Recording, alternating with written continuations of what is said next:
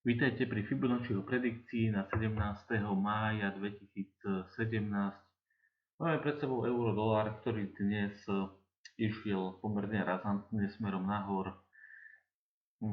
Na zajtra máme Fibonacciho úrovne. Na predaj sú dve úrovne.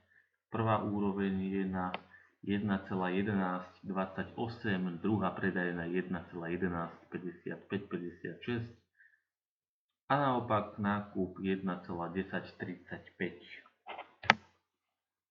Poďme sa pozrieť na DAX, ktorému sa stále nedarí urobiť nové maxima, ale podľa toho, ako vyzerá trh, tak pravdepodobne je to len otázka času.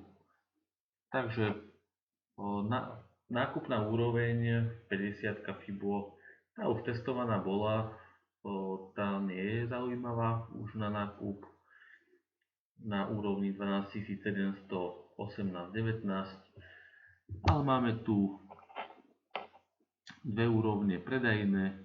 Prvá je na úrovni, kam sa môže dostať trh a ktorú úroveň môže testovať, a odtiaľ na tej úrovni sa buď zastaví rast, alebo sa urobí nejaká korekcia od tejto úrovne.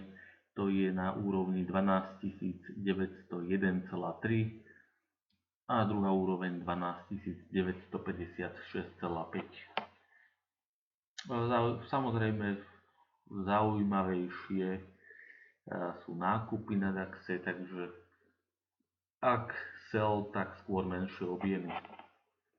Na Libre sa nedieje nič nové, to znamená, že predaj 1,300405